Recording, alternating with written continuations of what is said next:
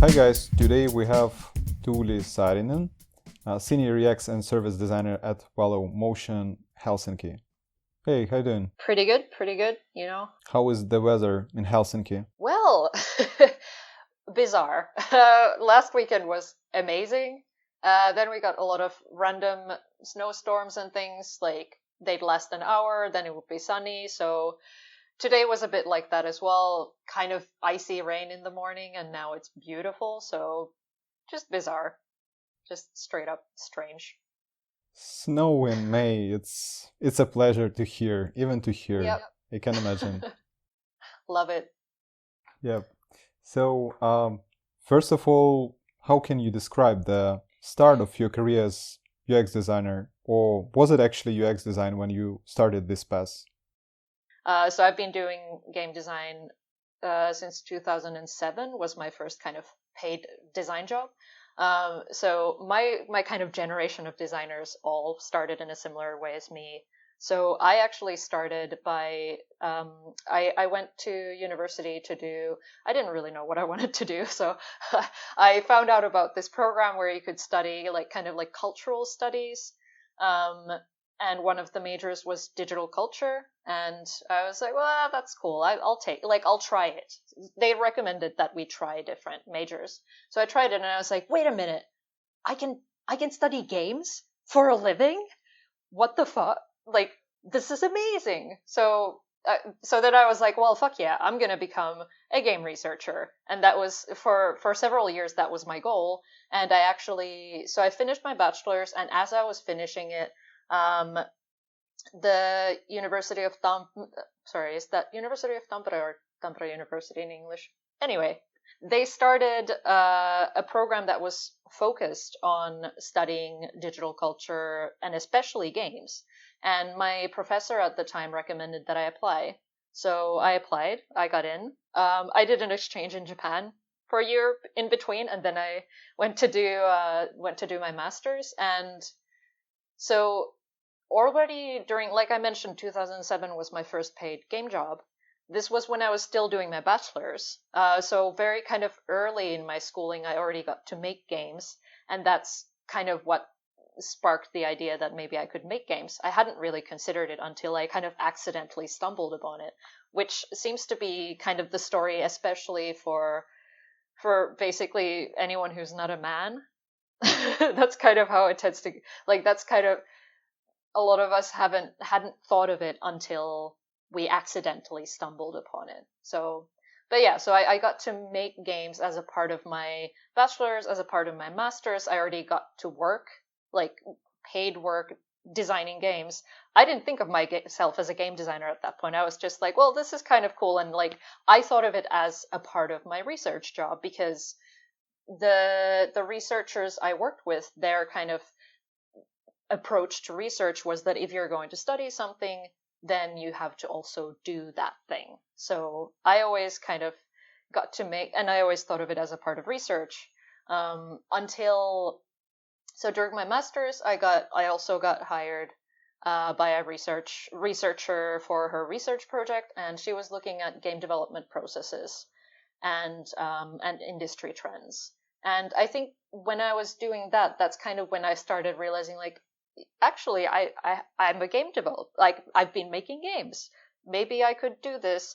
And then at the same time, she was the person. So Anna-Kaisa Kultima is her name, and she's the person who brought Global Game Jam to Finland. So she started Finnish Game Jam, and I was in the first 2 years. I was involved. Like while I was still living in Finland, I was involved.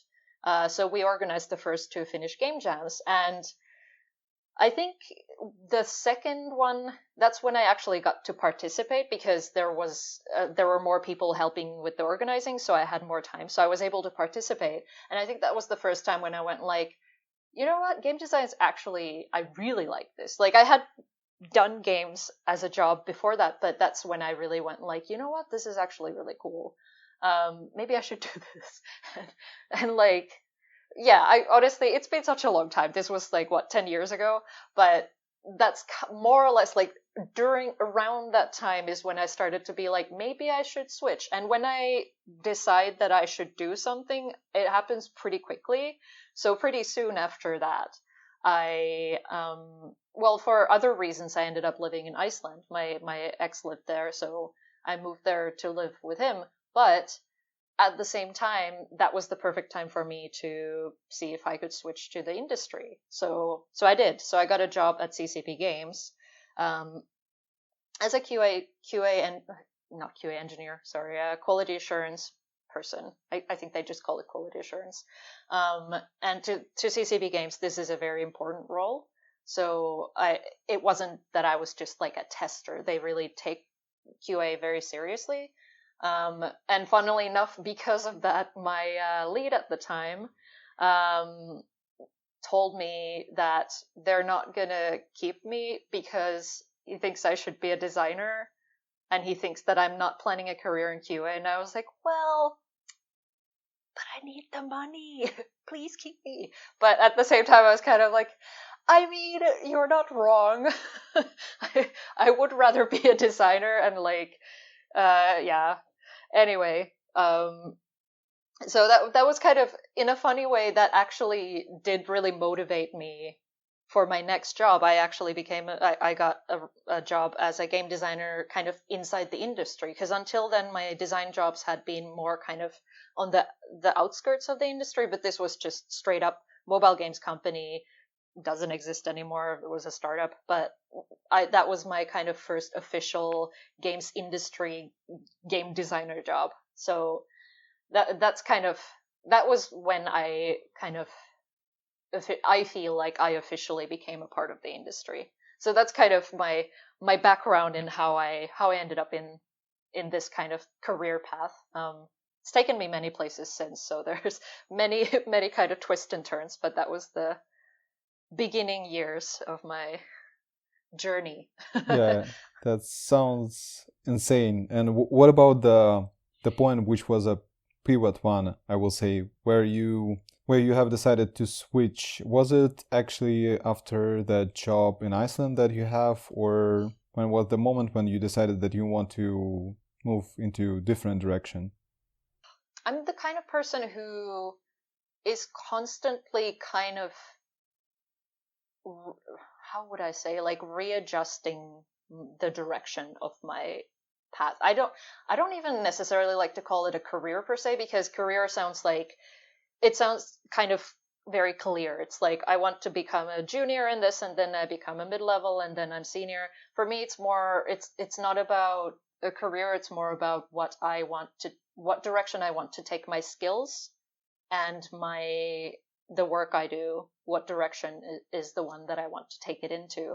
And so there's been kind of many small pivot points that have gradually pushed me in a direction, and I don't think I'll ever stop doing that. Like I think I'll keep doing this for the rest of my life, because that's kind of like I like to constantly be kind of expanding my skill set and growing. And also, I mean, I feel like I'm kind of chasing something and like I'm constantly trying to get to the something, and I still don't quite know what it is, but that's kind of what's so all these kind of pivot points, because there's been some clear ones, but like they all kind of have just shifted me more in the direction of what I want to be doing, rather than like a big like, well, now I'm something. Like it's always been kind of like smaller things that happen that kind of, when I look later, I'm like, oh, that's when I realized something.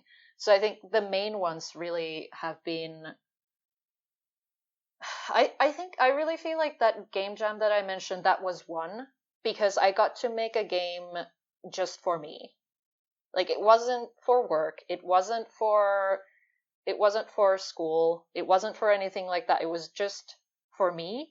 And I and the game I made, it didn't work very well, but um, but the basic idea, I think that was the first time that I was kind of trying out these theories that I had about emotional, like designing emotion in games and using emotion as a kind of way to communicate things, and as a like kind of finding games' own language. So this is something that I actually looked at in my master's thesis, emotion in video games, and it's still something that kind of emotion in like using interactivity to communicate emotion, communicate story, kind of show something that's what's really interesting to me.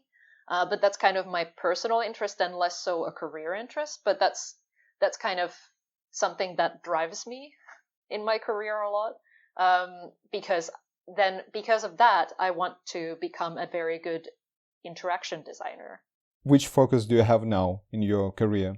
So now I'm kind of in an interesting point because, so like I said, I've always been really interested in interactivity as a medium, and I've actually always been really interested in AR and like augmented reality and mixed reality and things like this.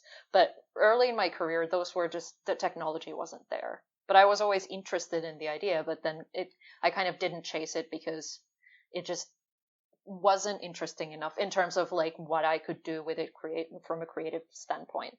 But so what happened actually is that, so like I said, I was a game designer for a while, and then I kind of officially became a UX designer in games. And then as that was happening, I started kind of rethinking my career again. It happens every 2 years. So I started rethinking my career a little bit again, and I was also having just some practical problems in terms of visas and immigration with Canada. So I was living in Montreal at the time. Oh, forgot to mention that. So I moved to Iceland for the QA job, and then after that, I moved to Montreal for the design job. So it was a very quick kind of moving countries. So I stayed in Canada for 6 years, but they kind of kept changing their immigration laws, and it was just kind of, for various reasons, it didn't feel worth the trouble anymore. And I wasn't sure enough that I'd want to stay, I wasn't sure if I wanted to go for permanent residency. So as I was trying to figure that out, I also started looking back at this artist residency that I did before the job I had at Playtika. So I worked at Playtika for 3 years as a UX designer, and before that, I did a summer-long art games incubator.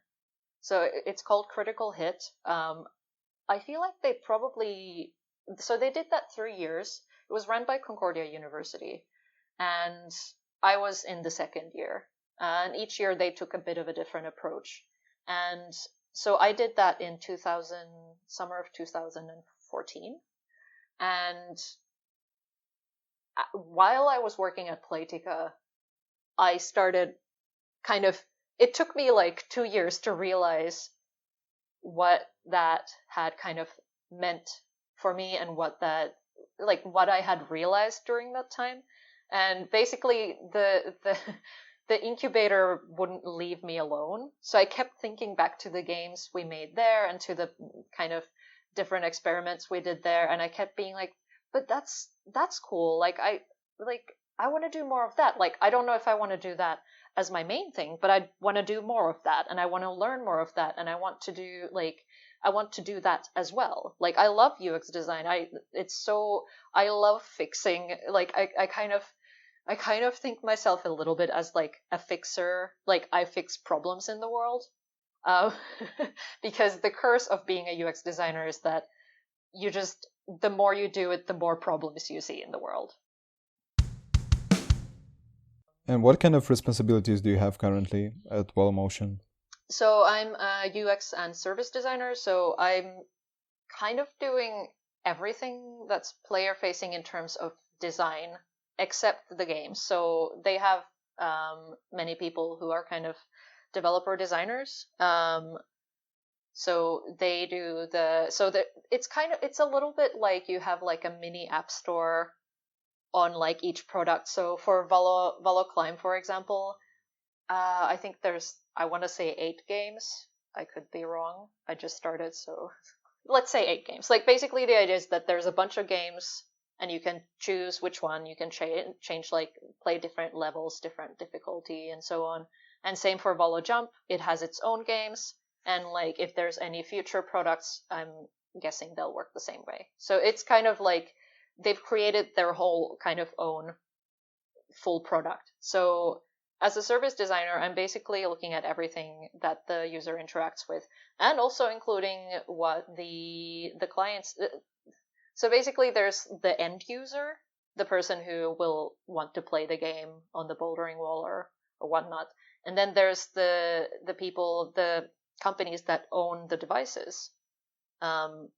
So I also have to think of those people and make sure, because a lot of the time, the devices are sent all over the world. It doesn't make any sense for the company itself to go there, and so like they're sent, and then the company gives support remotely, and so they're kind of set up without our help. And so I'm also in, like, my responsibilities also include making sure that they have an easy time setting it up and they can do it kind of in the optimal way possible, and it's not stressful, and so that's also included in it. But yeah, just kind of everything. Like there's a touch screen, that's where you select the games. Then there's the projection either on the wall or, so there's the projection on the wall for Climb, and then there's, like with Jump, there's the TV. So those also have their own interfaces. And then there's of course the whole experience of the player comes to the location, sees the device, and so on. So all of that for the owners of the devices, or for the owners of the products, they also kind of, I have to think of their experience as well. Like they get the package, they get the instructions. How do they set it up? What kind of settings do they want to do? What's the location like? This is obviously very tricky right now because of Corona. Like normally what I would do, and what the company also recommends new employees do, is that you go to these locations. Like Finland has several that have their products as well. So the recommendation is that you go to the location, and absolutely as a designer, you have to do that. You have to see how people use it. But I have no way of doing that right now. So I'm kind of a little bit having to guess, and they have their own testing location, so I can go there, but that's just me playing it, so I don't actually see what players do, like regular users. So, but that's kind of more or less what I do. We'll see in terms of, for example, like user research is something that I often do at companies I work for. But again, it's not even, we're barely even discussing it right now because there's no way we can do it. So we will see if, like, once the Corona situation calms down, maybe I'll get to do that as well. You have a kind of diverse path. You were as a game designer, also as a UX designer, and currently also making kind of service design. Yeah. Where do you see intersections of all those roles, and where you see the difference between them? I look at design as kind of a mindset almost, or like a tool set, and to me, all designers are kind of like the same species or like the same kind of like basically all designers have a certain there's kind of certain base skills that all designers have, or hopefully have, but then everyone has kind of different things that they're more interested in or kind of better at, or that kind of a thing, but the kind of base skills are still the same. So I say that, and then I'm like, well, what are the base skills? But for the biggest one really is kind of being critical and being curious. And I think those are really the kind of main ones, because if you're not curious, you won't be a good designer. Like, you have to be interested in everything. And the broader your interests, the better of a designer you are. And being critical, absolutely, you have to, like, as a designer, yes, you have to be interested in everything, but you have to be also very selective. You have to be able to kind of analyze why. Well, I guess analytical is the third one. So you have to be analytical, be able to analyze kind of why something is exciting to you or why it's interesting, what's good or bad about it. Also, looking at bad things is excellent. It's great, great material for kind of reference when you're working on something. Fortunately, the world is not perfect. Yes, exactly. Yeah. But you can usually learn a lot more from a bad product than a good product. In my experience, like that's a gold mine. If you look at a product that's kind of terrible, especially if it's doing well, it's like that. If you can figure out why it's doing well, then you'll find something really good there. But yeah, so being curious, being analytical, and then being critical. So exactly, if you're looking at a bad product, also being like, or if you, especially actually being critical is particularly key when you're looking at products that on the surface look very good. Like you said, nothing's perfect in this world. What's not good about it? And like analyzing, especially when you're looking at really big popular products, those ones are usually, they're often not that great in terms of design, but they're great overall. Like for many different reasons, they're successful, but it's often not design. Like I'm not gonna name names here because I don't, I'm not suicidal, but but like if you think of a lot of big technology companies, a lot of the UX design isn't that great, but they've kind of figured out the optimal mixture of things to become successful, and they've probably had a bunch of money to market it. Like all these different things come together to create a big success. It's not usually just the design. Great design helps, but it's not like, sadly, it's not the only thing. Like you can have the most amazing design, but then if other aspects fail, if you don't have a good community manager and marketing and so on, or if you don't have good developers and it's just badly implemented, you can do the most amazing design, but where are you getting the major part of your inspiration for your daily work? I'm the kind of designer who I don't really look at a lot of UX stuff. Like I follow some and like I read some blogs and whatnot, but like it's not, I don't find that the most kind of inspiring or the most kind of productive place. For me, what I do for inspiration and what I do for kind of to keep my creative juices going, I look at media very broadly. I won't go to see art exhibitions. I watch a lot of TV or movies, YouTube. I love comics. I especially kind of like weird indie comics. I love reading them, and I think they're a very interesting medium, especially in terms of when you're looking at interactive media and then comics. There's a lot of interesting overlap there. Actually, Scott McCloud's classic Understanding Comics, I read that very early in my career, and like it's just stuck in my brain. It's just so applicable. So you're getting inspiration for you mostly from different sources, right? Yeah, I think most of my inspiration comes from elsewhere than like apps or games. But I mean, yeah, I don't know. I don't really like look at specific UX or UI trends super closely because the other reason for that I think is also that I kind of go for more timeless design. So I don't find design trends, like if we're talking about trends in terms of something that's kind of very current, I don't find those as exciting and as interesting. And I think also because as a designer, I really like to challenge myself and I like to make my life very difficult. So I want to make designs that will last. I don't have as much interest in designs that are kind of like, well, this will be trendy for half a year and then people will find it super annoying. So like, I'm not interested in that. I want to do kind of something that will stand the test of time reasonably well. And like, even if, things that like the things that are very, that tend to change with trends are like animations or visual style or things like this. But like, if the layout is kind of good and easy to use, that tends to stand time a lot better. You'll still have to update it at some point, but you don't have to do it like every year. So yeah, I'm not much of a trend follower. I have to say though, you know, I'm very excited about AR becoming more kind of mainstream, and I'm very excited that a lot of companies are now focusing on it. Mixed reality, obviously, as well. Like any VR to me, not as exciting, just because I'm interested in stuff that's kind of more broadly applicable and that brings in new interaction ways of interacting in the real world. So VR to me is kind of as exciting as video games in general. Like it's still exciting, but it's not like whoa.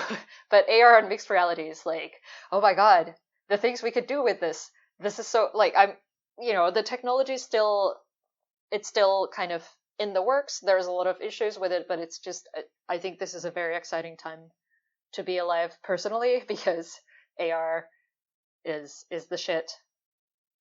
Yeah, it's like man, I can't wait. Like the next 10 years is going to be so exciting. Maybe even the next 5 years. I don't know. Like technology evolves so fast. And now that big companies are shelling money at it, I think it's going to like I think the reason why AR hasn't evolved so fast is mainly because there wasn't big company interest, so they weren't putting that much money into researching it and kind of developing the technology. So I have high hopes that now it will kind of start evolving very fast. So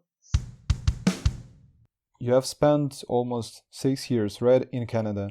And how it was your experience of moving there, living there, and then coming back?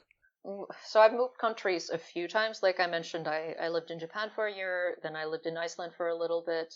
I have also traveled here and there, and I've always been very interested in other cultures. So I kind of didn't go in unprepared. Like I had already lived in other countries, so I expected some cultural differences. But I think for a Finnish person, especially, or anyone who comes from a culture that's kind of more, there was a really good term for this, but I can't remember. But basically, Finnish culture is kind of more direct in very different ways than North America. Like North America is very direct when it comes to emotions in a sense, and it's even I'd say a little bit confrontational, whereas Finnish culture is kind of like confrontation is avoided, but things are also said quite directly, not in a mean way, or at least that's not the intention. It's more like honesty is valued very highly in Finland, and like any sort of pretense or lying that's like almost the ultimate sin. The ultimate sin in Finland is pride, and that's another big difference. So I'm talking in very like biblical terms, but I mean Finland is a Lutheran country, and like you can the kind of the cultural shunning of pride in Finland is definitely coming from Lutheran Christianity, because it is just so North Americans are kind of known globally to be like very like they're proud, and they're proud of being proud. Like being proud is a good thing in North America, and being like proud of what you can do and proud of your achievements, that's a good thing.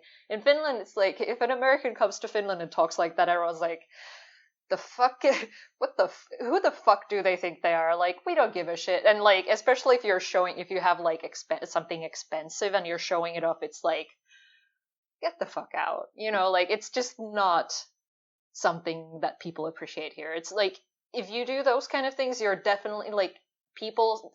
I'm talking in general. Obviously, there's individual differences, but the kind of average Finnish person's attitude towards someone like that is definitely like they will not think very highly of them. Sorry to interrupting you. I have seen today quite funny pictures saying that there were two guys and a kind of new rule that during the lockdown you have to stay 2 meters between each other. And like Finland, people in Finland, they were complaining, why we need to stay so close? But yeah, no, Finnish culture is there. Yes, that's also another thing. Finnish people definitely aren't very like physical, whereas Montreal is, cheek kisses and all that.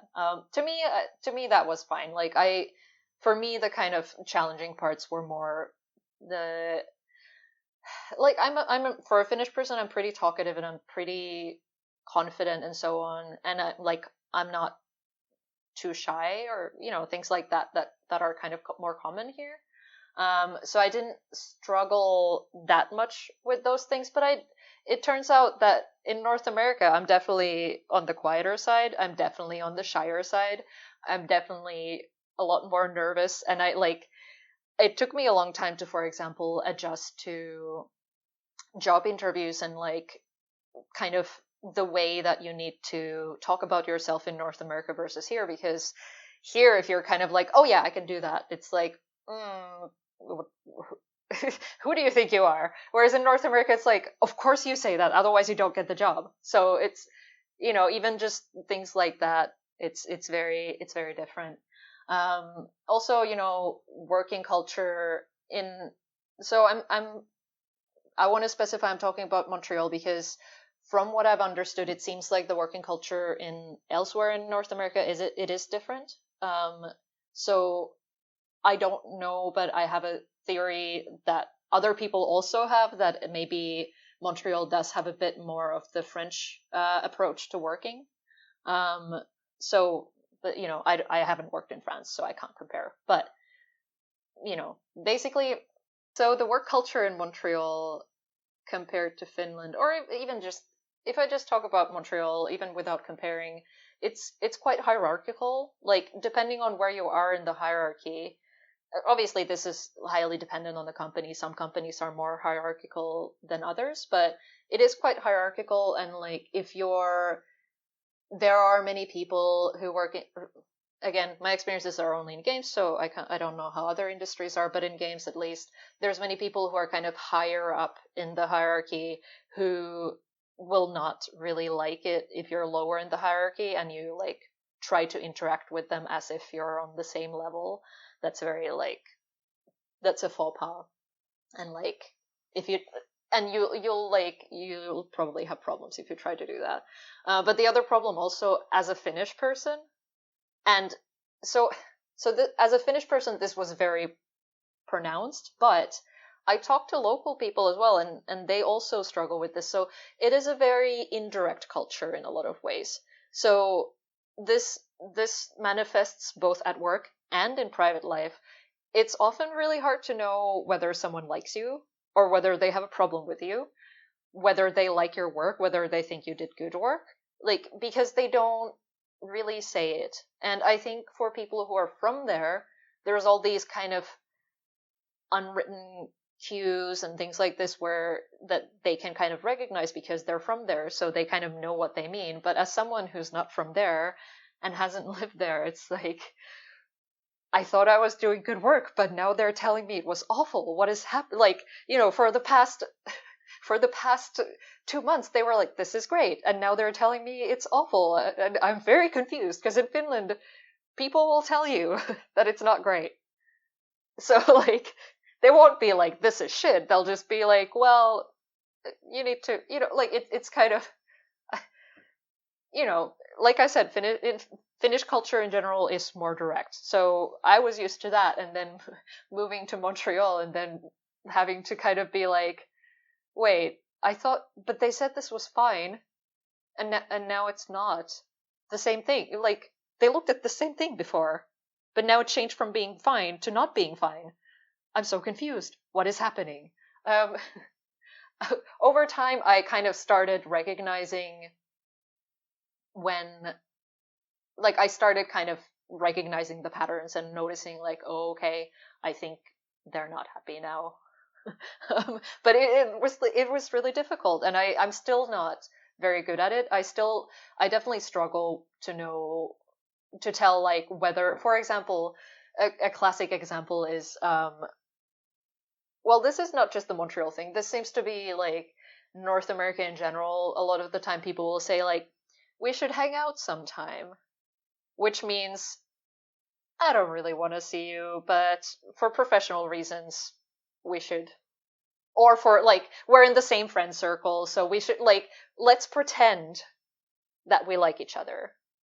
So it's all part of that kind of pretend dance of like, yes, yes, yes. I mean, the other thing, this took me a good while to learn, is so people will ask you, how are you? All the time. You go to the shop and they're like, how are you? And you're like, are you, because in Finland, if you ask someone how they are, you actually want to know. Yeah. Yeah, but like, so people I'd met before. So the other thing is also people don't just say hi when they pass you on the street or like whatever. Because in Finland, if you see someone you know, you just say hi and you continue on, unless you know them better and you want to stop and talk, whatever. But like in North America, it's like, hi, how are you? And you say it really fast, and the other person says, fine, how are you? And that's it. So instead of saying hi, you say that. And to me, like, it took me so long to learn that because I was like, but they asked me how I am. I'm supposed to answer how I am. I'm not like like it for a Finnish person, that kind of social protocol where you're just doing the motions because you do the motions. It was really hard to accept. The other thing is also small talk. Finnish people actually, there's a lot of memes about Finnish people not doing small talk, especially at least inside Finland. But Finnish people do small talk. Like people talk about the weather a lot and everything. But we don't do there's no kind of like protocol small talk, which I feel like isn't very North American. And I'd say Commonwealth thing, people also do that in England and Australia and so on. But it's very much this kind of like, there's a kind of protocol or pattern that you follow in social interactions. So, for example, people I worked with who I didn't like work with a lot, but I'd see them in the office, they'd kind of ask like, "Hey, how are you?" And like that was like, so there's different versions of the "Hey, how are you" in North America. So there's "Hey, how are you" that's said like very fast when you're passing on the street. Then there's "Hey, how are you" in the office by someone who you're not really friends with. And does it require the answer in this case? So in this case, yes, but you don't actually tell them how you are. You do like a small talk how you are. So they ask, how are you? And you're like, yeah, pretty good. Or actually, you're supposed to say, yeah, I'm good. And then they might ask like, oh, how was that? You went to the dentist last week. How was that? Or something like, kind of mundane. They might ask like, if you mention like, oh, my mom's having some health problems, so they might ask about that, or if you have kids or things like this. This is also the kind of small talk you do. So I went to a physiotherapist a bunch, and like this is also the kind of small talk we'd do with the physiotherapist, where they'd be like, they'd talk about, they'd ask like about my job, or like, yeah, like I can't even remember, but very, very, these kind of like, you don't get too deep and you don't get into like personal topics and emotions and stuff like that. But then there is the how are you that you ask a friend, and like they all have different intonations. And as a second language speaker, that's like, that is fucking next level trying to learn that. Like when is it, so you don't, eventually you learn the intonation, but first you just kind of learn to recognize it by how well you know the person. And that's, so for me it was kind of like also the situation. Passing on the street, okay, no real answer. Coworker or someone you don't know well, or physiotherapist or dentist or whatever, then you get into the very like high level protocol small talk. And then if it's someone you know better, then it gets a bit trickier because it might be the high level protocol if you're not very close or they don't like you or whatever. And if they do like you or they're a friend, then you get into the like Finnish style, how are you? That's so that's the same. That's more or less the same one. Like then you can kind of be like, well, not so great, had a bit of a rough morning or whatever. Like that's when you can start to get into the personal stuff. Was it hard to come back and to switch to the mode prepared for Finland? I mean, not that much, I guess, because I never liked the protocol small talk. I always found it kind of alien and kind of stressful. So I was kind of like, oh, I don't have to do it anymore. But now I have, because like, although it's kind of a protocol thing that you do, it is a handy protocol in the sense that when you meet new people, you can kind of follow that protocol, and you can get the conversation started with that, and then you can, depending on how much you like them and how much time you have and various factors, then you can kind of go from there to a deeper conversation if you want. So I don't completely hate the protocol small talk, but I didn't enjoy it enough that I would have like stuck too badly. And also, I mean, Finnish people, although Finnish people are kind of quiet and shy, do like to talk. So if someone else is kind of more talkative and directs the conversation, I'm also Finnish, but like the average Finnish person is pretty happy to have that. So my approach to conversation now seems to work pretty well here, especially in like at least in Helsinki area, that's a bit more international. I haven't lived in smaller cities since I got back, so maybe I'd have a big cultural shock if I moved there. But I don't know. I mean, people like friendly people in general, so I feel like I got a bit more open, well, a lot more open and a lot more friendly because of North America. So in some ways, I think that made it a little easier to transition back because I think going the other way would probably be hard. Like if you're an American moving to Finland and you get used to like, oh, I don't have to talk. Oh, this is great. Oh my God. Like a lot of people who move here from elsewhere, they're like, oh, I can just be quiet. Oh, this is so great. Especially people who maybe are naturally a bit more shy and find other cultures that are kind of more like talkative and so on. When they move to Finland, they're like, finally, I can relax. I don't have Such to a be good like place to constant. live. Yeah. So yeah, it's so that wasn't too hard to adjust back to. There's a lot of other stuff that, yeah, honestly, the working culture, I prefer it here, but I think like I would probably do fine in other European countries as well. But just kind of the fact that people are a bit more direct, I do still find it a lot easier. I do also have to say that, so obviously gender questions are always something that when you're not a man, that's what you have to, like, you just run into it all the time in your career, especially because as a designer, you are in a bit of a, even when you're not a lead designer, you are kind of like like a half lead. Even as a, like, unless you're a junior and there's like lots of designers above you, you're always a bit of a lead. So as a designer, when you're not a man, there's a lot of challenging situations because depending on the culture of the country and the company, there can be a lot of really like challenging situations because some people just have kind of, most of the time people just have these kind of subconscious biases that they don't even realize, and those are actually the most challenging to work with because they don't even realize that they have a bias, so they don't even realize that they might actually listen to a male designer easier or like trust them more. But it is very, working at companies where there were multiple designers, it was very clear. And I've also done a lot of, so I like to do mentoring and volunteering, event organizing, things like this. So I like to be really involved with the community and I like to give back because the community has really helped me. And honestly, the story that keeps playing out over and over is that, well, I joined the company 5 years ago. Then they hired this guy a year ago, and now he's my lead. And I never even get a chance. And worst case is usually, like, a lot of the time what happens is not just that there's no chance of promotion, but also that you get told that you're difficult or negative or things like this. And like, this is what women have to face, then obviously, like, there's not enough other genders in the industry yet to, like, we don't even quite know what they have to deal with. But you know, these are kind of the challenges. So like, I've definitely had to. So if talking about kind of differences between countries, there were kind of, I mean, there's like, Finland's not free of prejudice by any means, but at least so far, maybe I've just gotten lucky with companies, but I do feel like people are taking me a lot, like, they're trusting me more. They trust that I know what I'm talking about.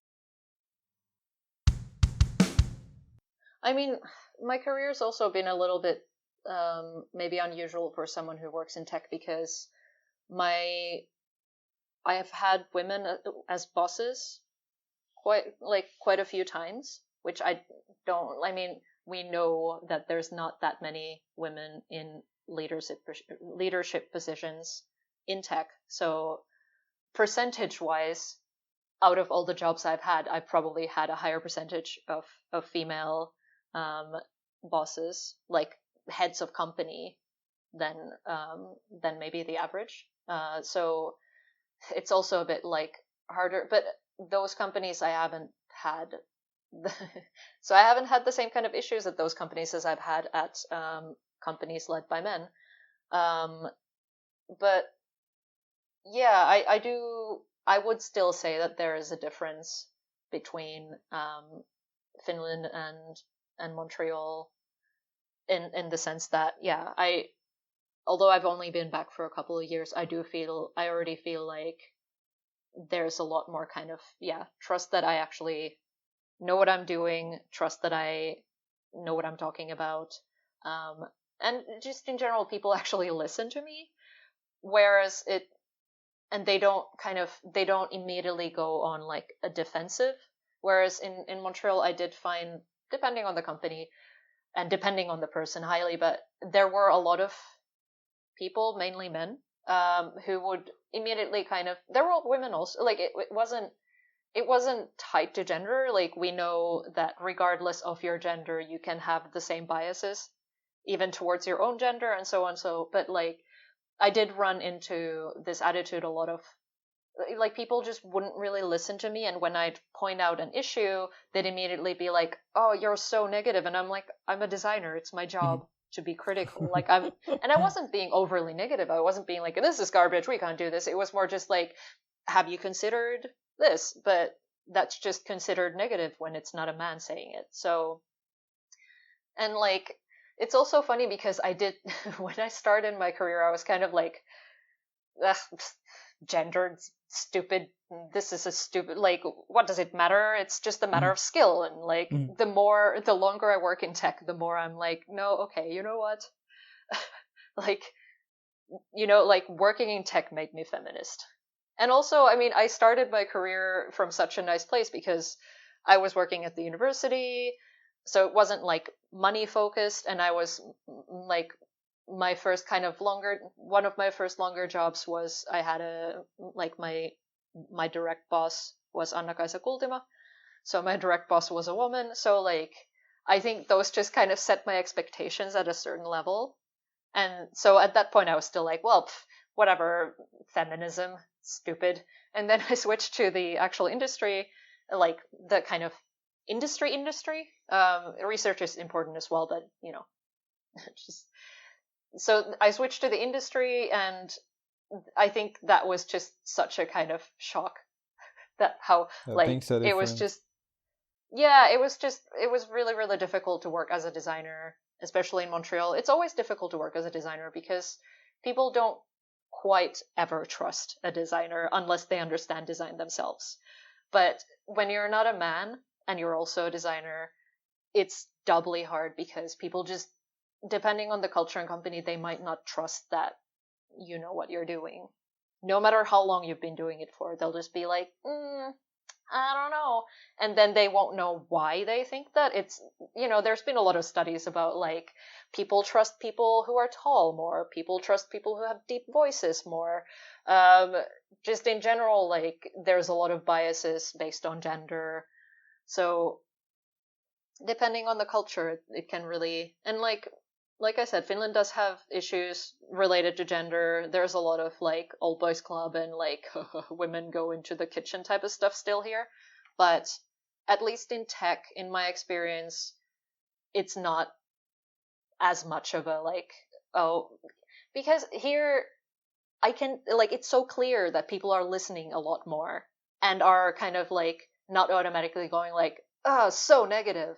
Like, they're not, that's not the automatic reaction. Whereas in Montreal, I felt a lot of the time that was kind of the reaction. And then because their attitude was that to begin with, then they didn't really hear what I was saying.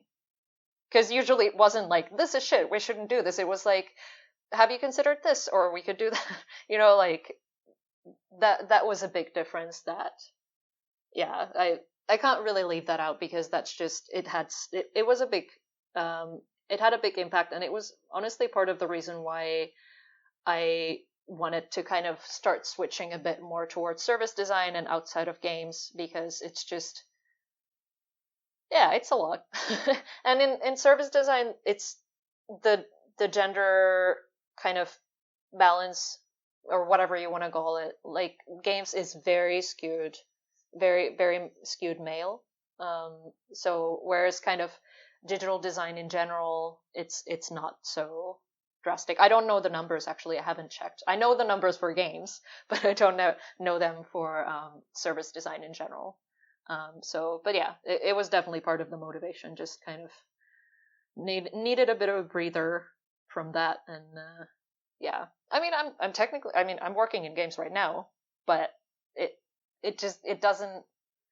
I think because it's not like video games industry proper, it's just a bit of a different vibe, and I'm just, yeah.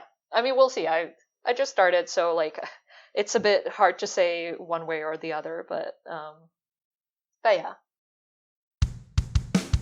Is there something that pisses you off? You're from the Northern Europe. Come on, I know that there are a bunch of things that might be annoying for you, but let's say top one, what will be? Oh no. I mean, there's a lot of things that as a UX slash service designer bother me a lot. So I can't speak in general about their kind of design skills or anything, because I only know them for this one thing. So I think their name is Jonathan Chariot. Chariot. I never heard their name spoken, so I don't know. I've just seen it written. They wrote about the kind of hidden cost of bad UX design.